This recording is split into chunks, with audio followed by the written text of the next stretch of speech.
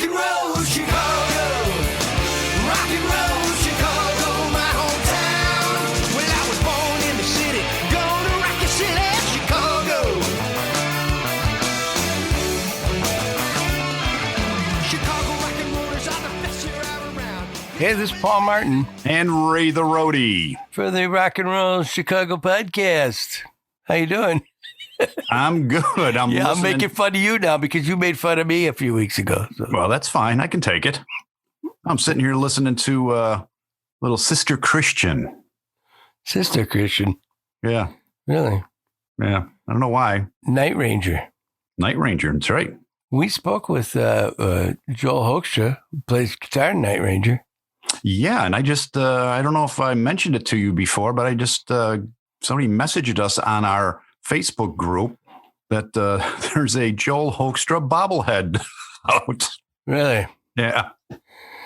I think you've made the bigs when you got your own bobblehead. I think we just got something too. So Joel Hoekstra's got a new song or an album or something out too.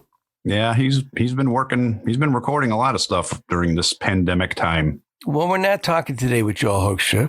No, we spoke to him before. We spoke to him before, but we do have a Christian theme. We're talking with Ray Vanda, who was in the band Christian Friday. Anybody remember the band Christian Friday? And you know I do. what other, and you do you? I do. And you know what other band he was in too, which I didn't realize? I know which band it is. It's Falcon Eddy. That's right. Wow. I mean, I didn't realize that. But so we talked to Ray Vanda. He's got a recording studio now. He's been recording a lot of different groups, and he's been keeping pretty busy even through the pandemic.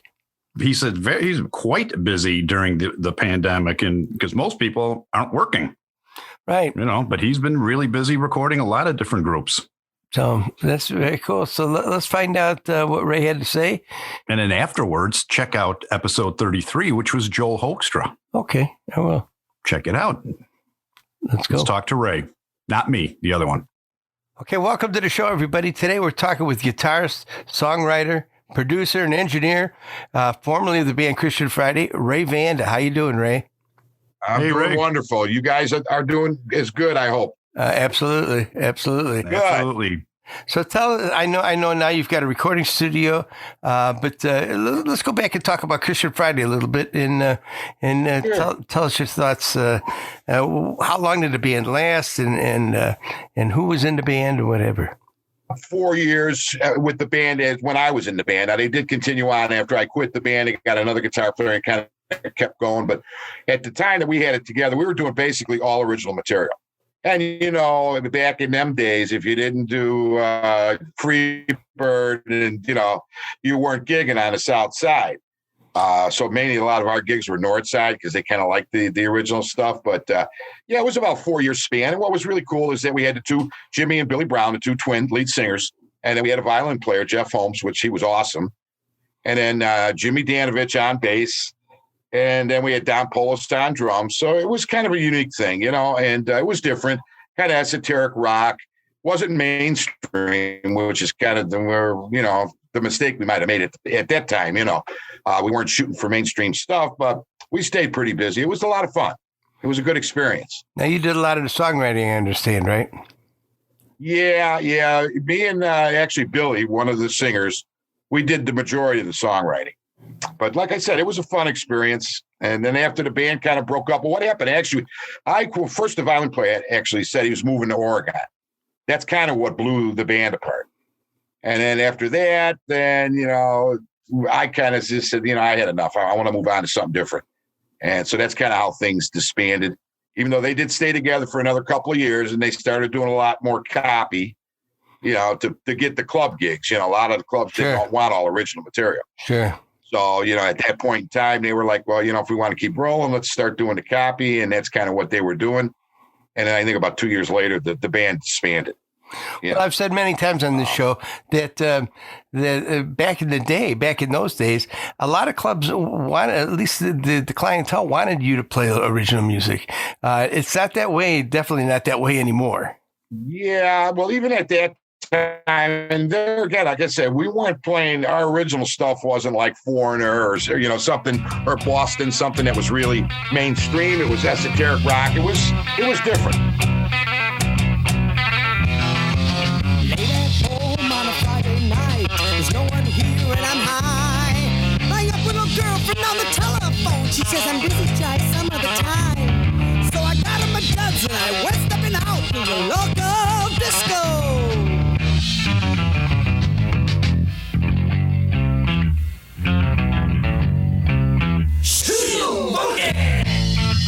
And they're, again, like a lot of clubs on the South Side, it seemed to me anyway, they wanted more copy than anything. It seems like the North Side, it was like two different worlds in the music business back in them days. The North Side, they loved the original material. We used to play, I'm trying to remember the name of the club. We played there all the time. The North Side, and we had a big following. I mean, they just, when we played, we'd, book a Friday and a Saturday, and we'd have the place packed both nights. So we kind of created following up there. But the South Side, it wasn't the same. It was a little different on the South Side. And I think even today, I think the North Side is more kind of, what do you want to say, liberal about the music business, than the South Side is. Because then my band after that, Falcon Eddy, we did a combination of both. We did original material, and then, of course, we did a lot of copy. Oh, I didn't know you played in Falcon. That kept us working quite a bit. You played in Falcon Eddy as well, huh? Yeah, that was actually my next band after Christian Friday. Started out, we went through different personnel changes in a couple of years, like every band usually does. And then we finally got a pretty good core. And, we were together, I want to say about 8 years. And, we played all over. We were real busy. We were playing 4 or 5 nights a week. So that was a lot of fun. Sure. And again, like I said, we split it up. We did a lot of the Zeppelin and Travers and, a lot of the rock stuff. And then we threw in our originals in between on the sets. And that seemed to work out real well for us. Now, what would you say Falcon Eddy's type of music was? I mean, you said you did original stuff with them as well, right? Yeah, and the original stuff that we were doing was definitely rock, kind of heavy rock. I kind of put it in the category like maybe Rush, kind of Rushish, nice changes, it wasn't just a 3-chord rock and roll thing, and people really dug it. I mean, we had a really, really good following.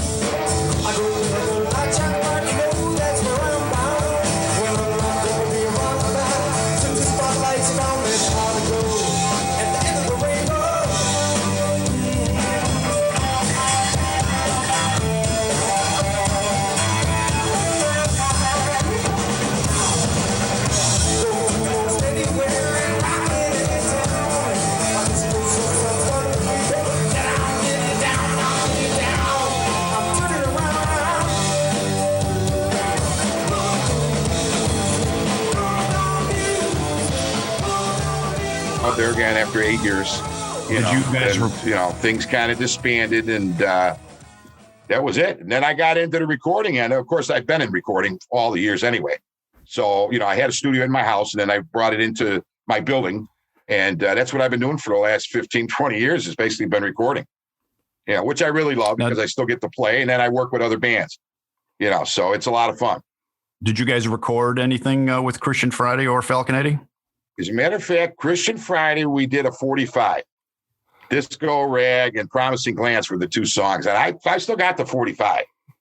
That was about the only recording we did. Falcon Eddy, we did start doing some recording down at Acme Studios. I don't know if you remember that studio. They're gone now. Matter of fact, the engineer guy, he passed away a few years back. But where was that? We did some recording there. And but then, like I said, I started getting into that end of the business. And at the time, I really wasn't doing the recording full time. We still had the band going. Yeah, and like I said, at that time, with the band, I still was playing 4 or 5 nights a week, so I didn't have a lot of time to dedicate to my recording end of it. And then after the band kind of disbanded, that's kind of what I did full time. Because you guys know, I mean, it's a tough road to hold in this business. I mean, when you're supporting a family, right. You got to make money. And, for the 4 or 5 nights a week we were, playing. I mean, we were making money, don't get me wrong, but it still wasn't, enough to support the family, if you know what I mean. Absolutely. So everybody had full-time gigs, like most musicians I know do. There's a few that don't, but most do, And then after that broke up, then I had more time to dedicate to this end of the business. And, back then I was taped, then I started going to digital, and now we're full-blown digital, obviously. And, we work in Pro Tools, and, I've had a lot of fun back here. I was going to ask a lot of good artists coming in. I've done a lot of work with. Well, I did Shirley King's last album that was just released on Cleopatra Records. I don't know how well it's doing, but we did that here. And let's see, we did the Spaniels. I don't know if you guys are familiar with them. They're an old bebop type, all a cappella group, but really, really good vocals. Had a lot of fun working with them. And so, it's like I said, and I've been busy 4 or 5 nights a week now. This is what I'm doing now. And I'm surprised with the pandemic that I'm getting this much work. I thought, for sure, but everybody wears the masks, social distancing. Nobody comes into control, one person at a time, and they got to come in with a mask. And we keep everybody that's not actually recording out into, the lobby area. And they just sit out there and they kind of wait, to do their thing. Well, since they can't perform live anywhere, I think the recording end is that, that's what they're doing. Everybody wants to. That's exactly right. That's what they're doing. So they got the time now. So they figure, let's knock it out. Right. So, okay. God bless that. I'm working because a lot of people with this pandemic aren't working right now at all, making any money. Right. So thank God that, I did. But, I've been doing it long enough now where I've established a pretty good clientele. A lot of my guys have been coming to me for years. So that's a good thing. And then, and the name of your studio is? On Track Studio. On Track Recording Studio, yeah. On Track Studio. Yeah. And anybody can find you on the web, right? Oh, absolutely. Yeah. And I have a Facebook page, too, for On Track Studio, too. So, and I don't do a lot of advertising. Like I said, I stay busy enough, So, I can't complain. It's a good thing. Yeah, I was going to ask you what kind of system you use, but you said you're using Pro Tools, right? Yeah. I'm up to date with the latest version of Pro Tools, so. Right. I pay for the updates every year, even though they're going up and up with their price every year, but I still, I want to keep up with what's happening. But, the world's really evolved with it when it comes to the studio end of it. I mean, these plugins now are getting really, really good. Oh, yeah. And because I sold most of my outboard gear. In fact, I was talking to a friend of mine. I don't know if you guys know Don Griffin. Oh, yeah. Yeah, well, I was talking to Don. He comes in here and records drums because he's got a studio, too, but it's pretty small. And he doesn't have a kit, so he brings the clients over here to record, and then he goes back and mixes. But he's got all this beautiful, beautiful vintage equipment back in the day. His place is up in the Palatine or something, isn't it? No. Now he's right off of Harlem and Archer over in Summit. Oh, okay. He's in an office. No, he's right in Summit, and he's in an office building. It's kind of weird because when I first went over there to check out his studio, I was like, wow, man, where's it at? I go into this, it looks like an office. Actually, it looks like a doctor's office building, And I go in there and I'm walking around. I don't see any signs. I'm like, where the hell's this guy at? So I end up going up to the second floor. And sure enough, all the way at the end of the hall, there he is. Gear Butte stuff, And I said to him, I go, Don, are you using any of this shit anymore? He said, well, not a lot of it. I said, well, good luck trying to get rid of it. I mean, like I said, nothing against the vintage stuff that I ended up selling. I kept all my, good mic crap. I sold it. And I'm glad I did when I did. I got something for it anyway, because a lot of these guys, like Andrew Sheps, Chris Lloyd Algie, these guys got Grammys up the ass and they're all mixing in the box now. They're not really using much outboard gear at all. So this has evolved quite a bit, this recording business. Oh, yeah. So. But it's a lot of fun for me. I'm glad I did what I did, and I'm where I'm at now. Because like I said, you guys, music's a passion. Sure. You play it because you want to play it, and it comes from the heart. Right. And I finally got somewhere where I can actually make a decent buck here, not have to stay out till 4:00 in the morning. You know what I mean? That's a good part. Yeah. Staying out of the bars with all the drunks screaming Freebird, I'm done with all that crap. So it actually worked out pretty nice for me. So I'm pretty happy with it. So did you ever do any live engineering? Yeah, I did. Well, actually not a lot, but I've done a couple of gigs. I did a gig for a band at a huge church, and they had a Midas, I think it was a Midas 32 board. Which is they're nice. They're really nice. Yeah. And they're not really real pricey either. But yeah, I worked on that and I did a mix for them, actually, a live recording. Came out really good too. But not really, I don't do a lot of it. I've had people asking me, but there again, man, I'm a homebody now. You know what I mean? I like my studio. I don't really, like to get out, and I'm way, way past the club scene. My son, he plays, and I go out and see his band occasionally. Well, that was before this pandemic hit, And me and my wife would go in the bar and they'd be up there playing. And I'd look around and I'd go, yeah, nothing's changed. Yeah. It's the younger faces, but everything else still seems the same. Right. There's not that many 4:00 bars, though, left either. No, there isn't. You're absolutely right.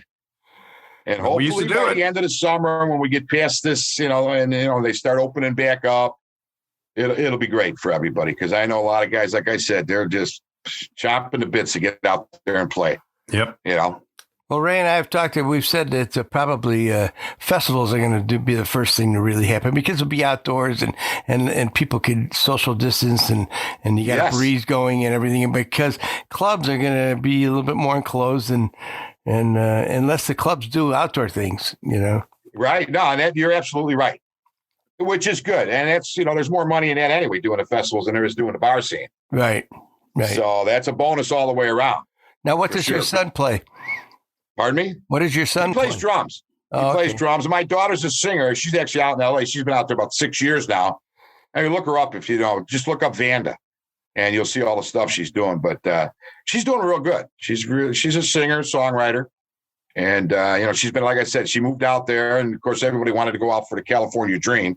Sure. And actually, that's really not the place anymore. But, it seems like Nashville and Atlanta are kind of where it's at musically. And I've been trying to talk her into moving there, but she loves it out there. I can't blame her. The weather's beautiful. Or Austin, Texas. Too. Austin, Texas is another hot spot. Yeah, absolutely. She said that she's eventually going to do it, but she's got a lot of connections out there. She just did a thing with, she got a deal with Disney. They got a new movie coming out, and she's doing some of the backup vocals for it, which is kind of cool. So she's doing a lot of studio work for other people out there too, besides her own stuff. But she's got quite a few songs, and she's a good songwriter too. But she's she's smart enough. Whereas went back in the day when we were doing originals, we were just doing them because we liked them, not what was happening. So when you look at this business and the marketing end of it, you really need to, do what's happening.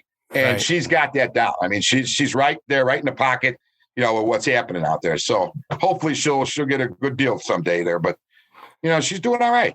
And like I said, then my son, he's the drummer. And then my other son, he's a singer, but he's kind of retired now, They're married with children, and he's pushing 50 now. He's 51. So, he's like, I'm done. What's your son's, who's the drummer? What's his band? What's the name of his band? Well, actually, right now, he's not really working with anybody since the pandemic deal and everybody kind of couldn't play anymore. And you know how that goes. Right. They're not gigging, so they don't want to get together and rehearse. But he's been coming in here working on some original stuff of his. In fact, he was here last week. And they're kind of a funk fusion type. It's kind of cool. And he's got some good players, and he's an excellent drummer. And the bass player and the keyboard player, man, I mean, they were solid right in the pocket. It was a lot of fun. And we're still not done with their stuff yet. In fact, they're going to come in this weekend. So, but yeah, like I said, they're just doing the studio stuff right now because they don't have enough, enough work out there to go out and gig. And, the guys in the band, well, they don't want to rehearse. They just want to make money. Especially the horn players, you're not there. Right. They don't want to rehearse anything. They just want to make money. Just send me the track. I'll learn it and I'll see you at the gig. Yeah. Yeah. Well, that's the way of the world too now is people doing files at home and sending the files, I do it all the time. Yeah. Absolutely right, man. And it's very cool that we can do that now. Yeah. Right. Very cool. And it sounds like they're in the same room and everything else, Absolutely. Yeah. It's amazing how far we've come with this business. No, yeah. You could be in a different state.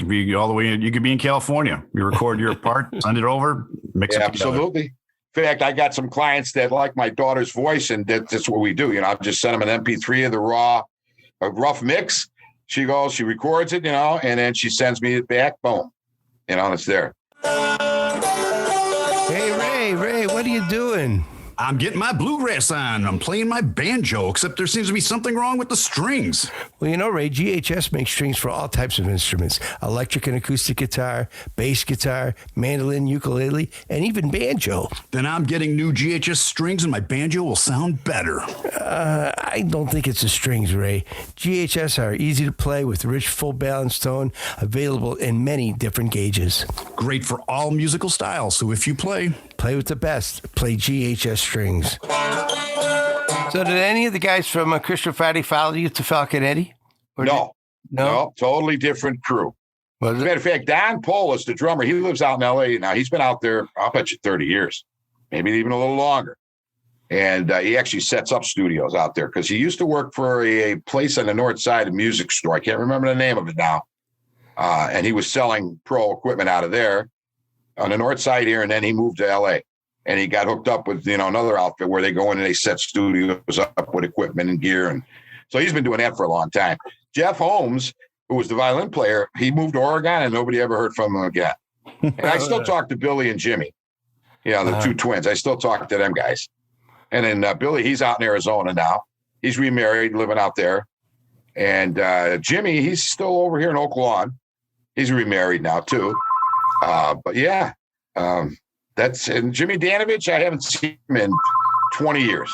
Like I said, the Browns are the ones that I really talk to.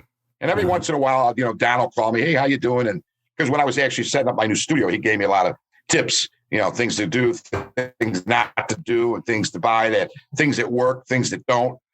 So he was quite a big help. But yeah, I mean, I don't really, like I said, it's as time moves on, man, I see less and less, Yeah. So, but thank God for Facebook, because I really enjoy Facebook. I do.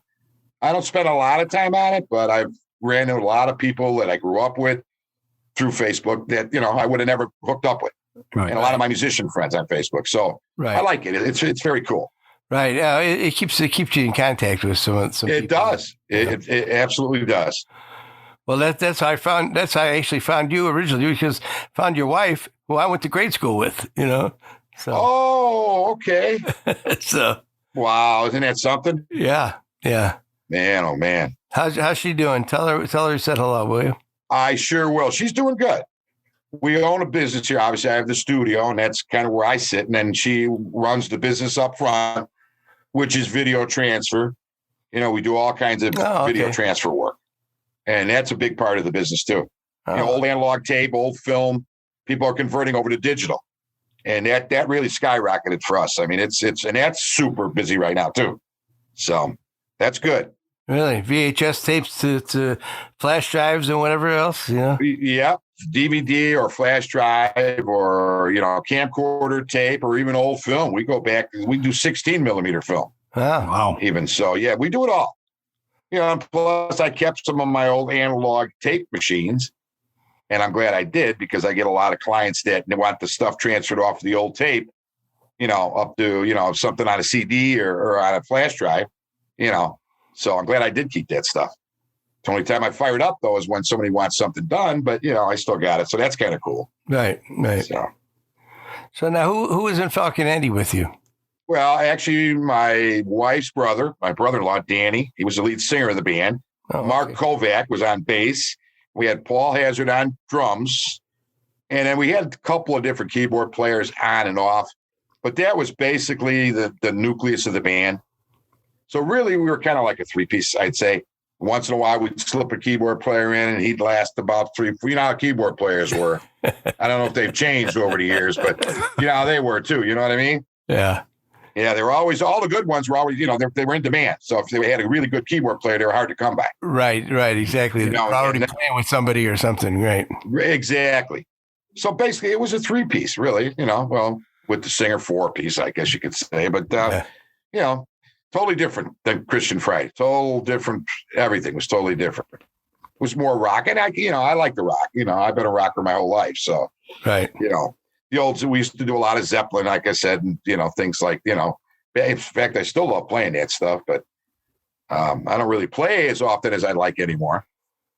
It's funny because, being in this end of the business, I got my guitars hanging on the wall.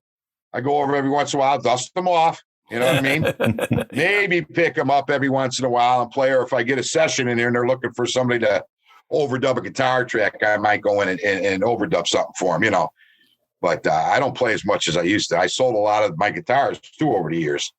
Yeah, well, we've said too that a lot of bands back in the day, there were more bands. When you had a band, you just to go back to the keyboard thing. If you had a good keyboard player, you kept them. But a lot of bands stayed together. Where now guys are jobbing out. Guys are going and job themselves out and play with this band, play with that band, play with a bunch of different bands, Absolutely. And there's no doubt about it. Ron Gamble, a friend of mine that I've actually played with since he got out of NAM, on and off, never actually had a band with him. But he's another guy. He plays with 4 or 5 bands. Well, he was until the pandemic hit. But yeah, I mean, the guy always had his coat and hat on, ready to go for another gig. Who you playing with tonight, Ron? Oh, I'm playing with Rustic Nails or whatever, and I'm like, oh, okay. Yeah. But yeah, he's another guy. Like I said, he's always, there's nothing wrong with that. Oh, no. And then with June doing a lot of copy material, obviously, if the band's playing the same kind of stuff, the song, you just fit right in, Yeah, absolutely. Absolutely. But it was never that way back in the day. It was like you had your band and your group of guys and you didn't stray from that group, at least in my opinion, Right, for sure. And each group was enemies. Our group is better than yours. Yeah, I can remember them days too. It was always competition, but hey, there's nothing wrong with competition. Right. And I run into a lot of guys, like I said, like friend of mine, Tony Wilson. You remember Landslide? Sure. That band, that was his old band. And I've known him for 40 years, and he comes in the studio. And we reminisce. We always laugh about shit like, we're talking about the old days, and because we always played, Harlow's was kind of like a regular place for us to play. Sure, good old Harlow's. Once a month we were playing there, Right. Same with Landslide. There was a few clubs that, you'd always play, Right. So. I played Harlow's many a time myself. Yeah. Oh, I'm sure you did. Absolutely. It was a fun club. Oh, yeah.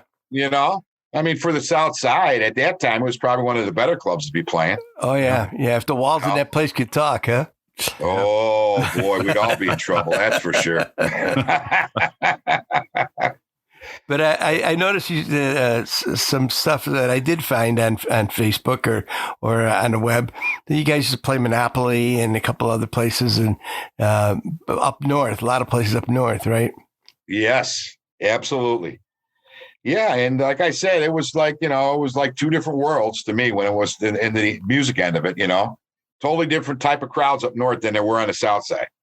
Right. I kind of dug the north side, actually, because they were real open to, especially new stuff. They love the original stuff. Right. But south side, they just want to hear Freebird. They don't give a shit. So. Yeah. Well, I'm a true South Sider myself, but I still like to hear some original stuff from time to time. Yeah. Oh, absolutely. Yeah. And of course, there again, with technology in today's world, a lot of these people are doing their own things. They got a studio in their own house, in their bedroom. Right. And a lot of them are using virtual instruments now, so you really don't need to have the acoustically perfectly, the room. Those days are kind of over with a lot of these guys. Yeah. And especially if they're working with virtual instruments, because, they're pretty much, they sound great right out of the box. Right. So a lot of guys are doing stuff at home, even though I'm old school. I like real musicians, and my studio is set up for real musicians. Right. I don't do a lot of virtual stuff. We might use some virtual instruments to pad a chorus or something like that, but normally, I stay away from it. I like real drummers. Well, yeah. I as a matter of fact, I did live sound engineering for many years, and I had bands come in with tracks, and that was another thing that used to bug me, But but I get it, but yeah. But well, there again, like I said, music is musical. Just like, if you throw on a certain compressor that just has a nice, beautiful saturation compared to this, and it just is musical sounding. And it's the same thing when you're playing music. If you take something and, it's metronome, it's right out about it, it's mechanical. It's no more musical, it's mechanical. Right. That's how I kind of look at it. Right. There's nothing wrong with flowing a little bit in the song. Right, exactly. You can get the BPM of a song, and a lot of these guys come in, I go, hey, you want to play to a click track? What are you doing? If you're going to be doing a lot of, virtual instruments and stuff, it might be a good idea. And a lot of them are like, no, they don't even want the click track, Right. So we'll kind of let them, we'll run through the song. I'll kind of get a good idea where that BPM is sitting anyway. And, but I won't use a click. And, decent drummers usually have decent clocks. And if they get to a chorus or something and they kind of rush a little bit, there's nothing wrong with that. No. It adds to the musicalness of the song. Right. Yeah, you're absolutely right. Talking about all the stuff from the past and stuff. An odd thing happened to me the other day. I was at the supermarket grocery shopping, and I suddenly realized I'm singing along to the Muzak that's playing, and it's Deep Purple, Highway Star. And I'm like, we've made the supermarket tracks. Yeah, I love it though. I love it, man. Yeah. That was a great band. I said, we're all older, so we all like that. We grew up with that stuff. Right. Well, you see commercials on television now are all using stuff from the 60s and the old Motown stuff and Yes, they are. 70s music. It's all in every commercial, and for Walmart or Geico. That's what music was music, though. I mean, today, like a lot of these things that I listen to, I don't listen to the radio a lot either, by the way, guys. But when I do, when I put on some of this crap, I'm like, right off the get-go. As soon as they start, they're not even, 8 measures into the song. And I'm like, you know what? This is virtual instrument. Yeah. There's no pickup chords. A lot of these songs today, they don't have bridges anymore in them. Like the old stuff, the 60s and 70s, that made the songs. Right. Those little changes within the song. A lot of this stuff is just so boring. I'm like, really? I'm waiting for a good hook line, and I don't even hear that a lot of times anymore. Right. Right. So it's a shame, but I believe what goes around will come around. And I always tease everybody, back in the day, that's when music was music. And my daughter get mad at me when she'd see me post something like that on Facebook. What do you mean, Dad? I go, you'll learn someday. But I think things will swing around again. I used to do a lot of rap years ago in here, maybe 10 years. And I don't do much anymore, thank God. Real big fan of rap myself. Right. But they're little, their Logic or their Pro Tools at home, and they download their beats. So all they're doing is rapping to a beat. They don't need me. Right. And that works out fine for me because, like I said, that wasn't anything I really enjoyed doing. But for a while there, I did a lot of it. And thank God that it's kind of phased away. I don't know if you know Jeff Loof of Star Trek. He used to work. He had Star Trek studio. Jeff, was he over on Cicero over there in Midlothian? Yes. Well, he was. I never met him, but I knew of the studio. Crestwood. It was actually Crestwood, right? Oh, Crestwood. You're right, Crestwood. Okay, yeah, I do remember the studio, but I never met him. Oh, okay. Well, Jeff plays in my band with me, and we do all our recording through Jeff. He's no longer there. He's mostly got it in his house now, but still he uses Pro Tools and stuff. But he was doing a lot of rap for a long time, and that's what made me think. Yeah, pretty much. I think anybody that's been in this end of the business for as long as we have or I have, they've done it for sure, no doubt. But thank God, like I said, it's faded to the wayside. Thank God for technology. So, yeah. I mean, it's worse too when you get some young kids in here, and I love the young kids. I mean, they're learning, and when you get these guys in here, and they're like, okay. And I always tell them, I go, you guys don't know how good you got it today compared to back in the day when we used to record in the 70s, early 80s, and it was all tape. Yeah. When you screwed up, well, you just did a retake. Right. Today, no, don't worry about it. We'll copy and paste something over here and over here. We'll make it work. Fly it in. They don't understand that. They don't get that. Right. They don't get that end of it. Well, I tell you, it took me a while. It took me a while to realize that you had to that you were able to fly stuff in, and you didn't have to sing this part 15 times. You sing it once in a you used to have to malt it a couple of times, and the good old cool days today, man. It really is, man. Yeah. And it saves the clients a lot of time too. Yeah. Like keys, drums, amps, we got everything they need. And that makes it easy. In the corner, one guy's a musician and the other guy's broke. Well, there's a lot of meaning to that, if you know what I'm saying, Right. So you try to make it affordable for them too. Sure. Sure. Give them a good product at a good price. So, do you have any MP3s of any of the Christian Friday music or the Falcon Eddy? You know what? I do. I don't have them handy right now to play, but I do have them. I could send them over to you too if you want to listen to some of that. You'd really get a kick out of the Christian Friday stuff because it was unique. I'll dig through the archives here and I'll find some stuff I can send over to you.